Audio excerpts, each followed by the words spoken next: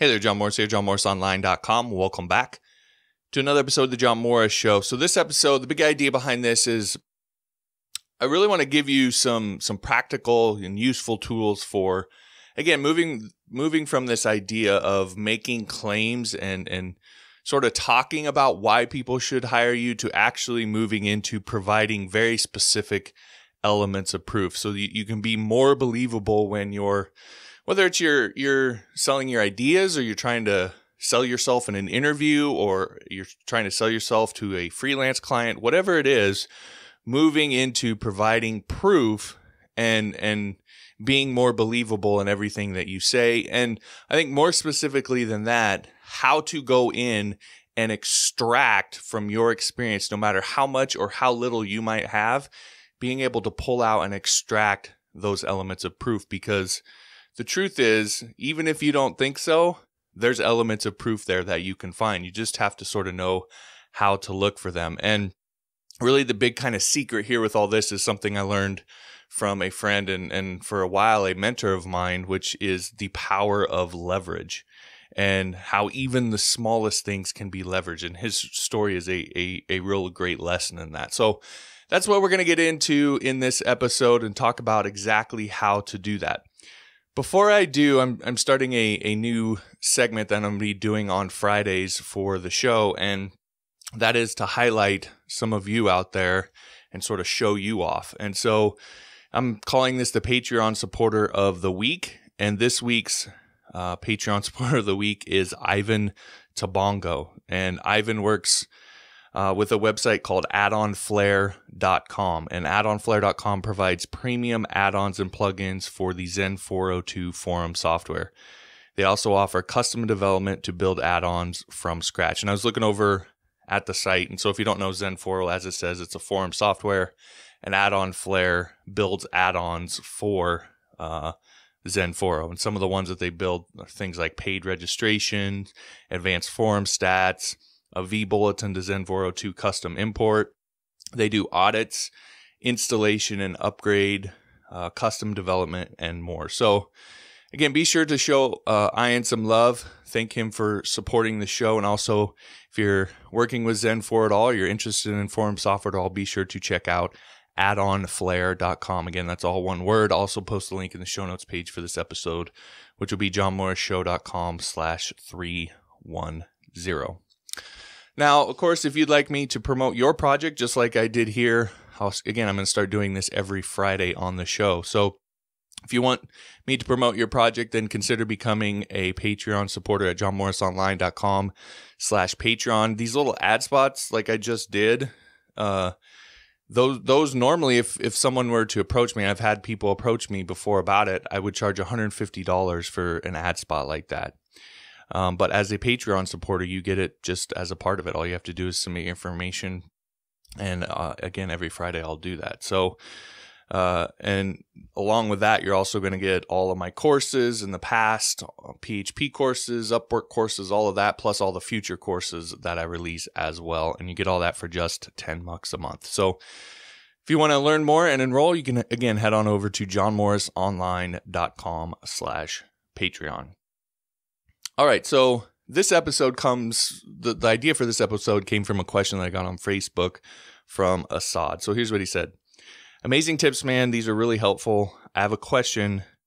What if someone is working on Upwork with a good number of reviews, but they don't have any proof of working with giant companies, which he or she can mention in the profile overview? How can we prove that we know what we are talking about? So I think this sort of stems from this idea where one of the examples I use as an element of proof is I use the fact that I worked on projects for Inc. magazine and Michael Hyatt and some of these other big name people out there. And so it can be easy to get caught up in thinking that, well, that's what you have to have in order to have any sort of proof. And that's not really the case. Authority is just one sort of element of proof, and there's a ton of others that we can leverage. And the greatest example I have of this is a friend of mine named Stu. And Stu was really, really, really good at leveraging any sort of experience or any sort of accomplishment that he made. So as again, the part of the story that I know, he started out many, many years ago, and he was running a membership site of his own. And it was a small little membership site. It was fairly successful, but it wasn't anything that had tens of thousands of members or anything like that. But in running that membership site, he became frustrated with the software that he was using. And so he was talking with a friend of his named Tracy, and Tracy was sort of the more into the tech side of things. He had developers that he had worked with and so forth. And so Tracy essentially asked Stu, well, if you could have this sort of ideal piece of software, what would it look like? And he sort of described it, and they ended up working together and founding a company where they built this membership software for WordPress. Now, this company happens to be my primary client, so I know the story pretty well. But he started with this, with his own membership site. Then they created the software, and he used his membership site as leverage to say, hey, I'm using this software on my own membership site. And so just that little bit of a membership site that he was running, that again, it was, fairly successful, but it wasn't just this big name, huge thing. It was just a small little site that he was running. But he leveraged that to be able to start selling some of the initial copies of this membership software that they had helped create, because he was using it on his membership site. Then you fast forward, and him running this company, this plugin sort of blew up, and this company got really, really large. And he started then leveraging the fact, the number of customers, having tens of thousands of customers who had bought this piece of software, to then create a course or several courses where he talked about how to build a successful membership site. And in that, he had built his own, another membership site that was a lot bigger, a lot more successful, a lot more well-known. So he leveraged all of this to then create a course. And then he leveraged that course to be able to position himself as sort of the membership site expert. And that got him into being able to do interviews and podcast episodes and conferences and speaking at places with all of these sort of big name marketers out there, which he then leveraged to create a really big course, which, if I remember correctly, the first iteration where he launched that course did over $1 million in revenue. So he started with something really, really small, but was able to leverage that up to the point where he was now doing things that were really, really big. So you don't have to, the main point here is, it's sort of like starting a snowball rolling down the hill. You've seen those sort of cartoons. All it takes is one small accomplishment, that one small element of proof. And if you really focus on leveraging it, before you know it, you're going to have tons of momentum, and it just sort of is rolling like a big old boulder rolling down a mountain.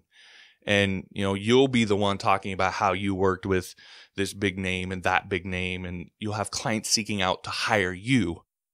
But again, it all just starts with something small and focusing on leveraging that.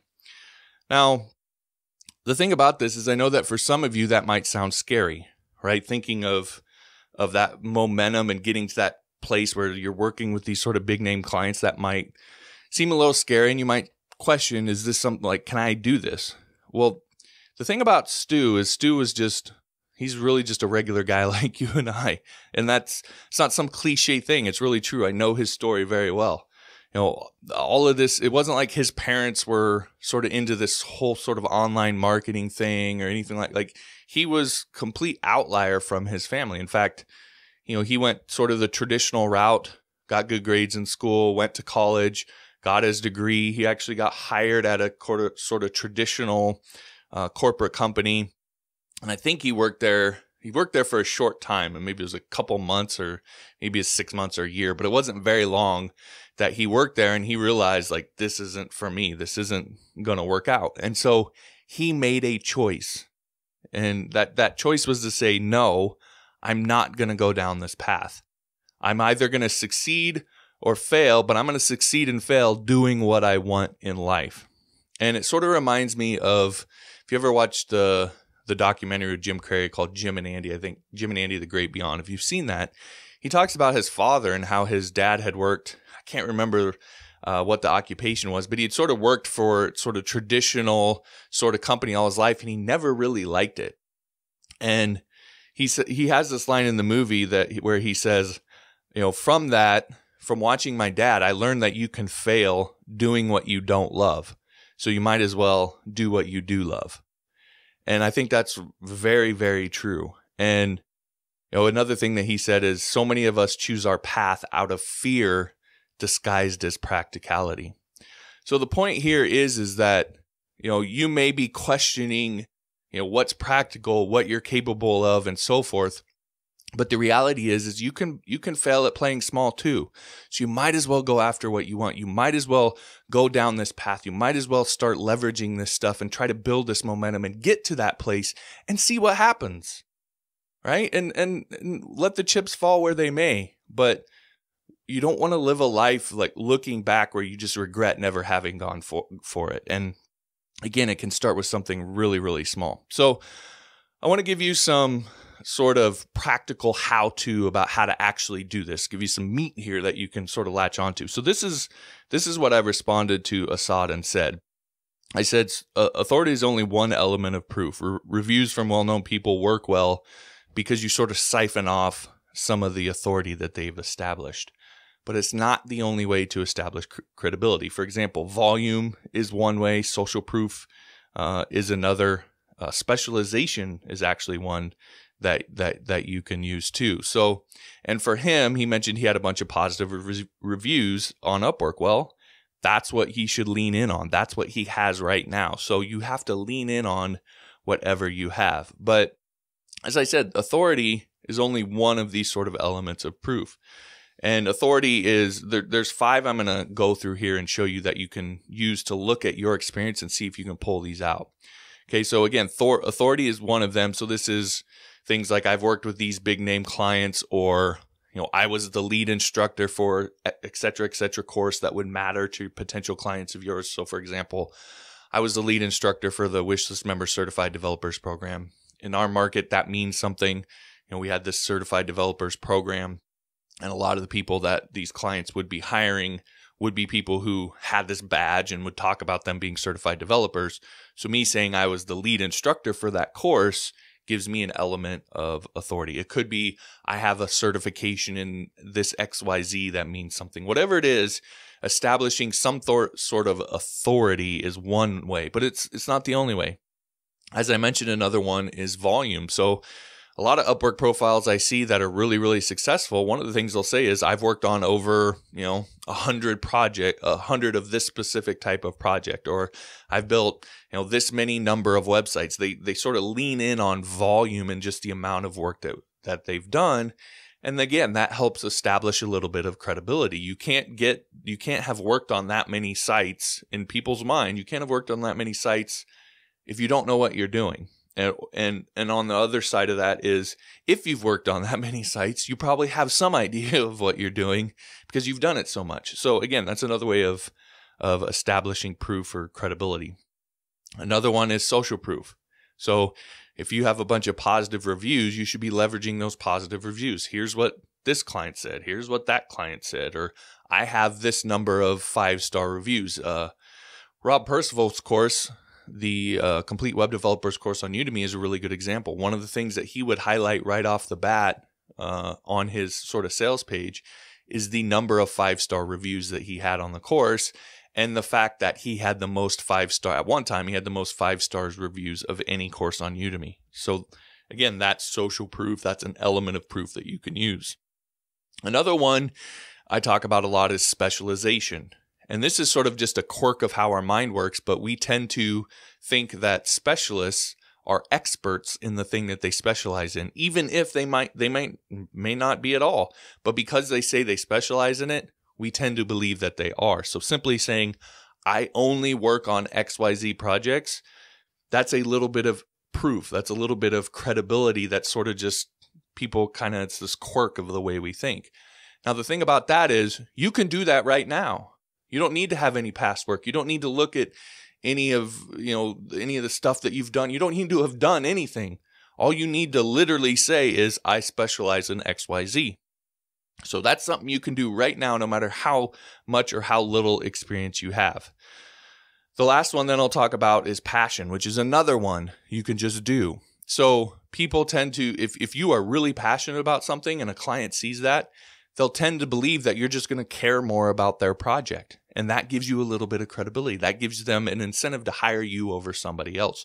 So making sure that you're working on stuff that you're really passionate about and saying, I'm really passionate about this, that can be a little bit of proof as well. And again, it's something you can do right now. So those aren't the only elements, but those are 5 pretty big ones and pretty common ones that you can use that can really be effective in establishing proof. But the thing to do is to just analyze your experience or analyze your situation. Again, no matter how much or how little experience you have, and find just one small thing and use it. Don't brush it off as, oh, that's not going to be, that's not going to help.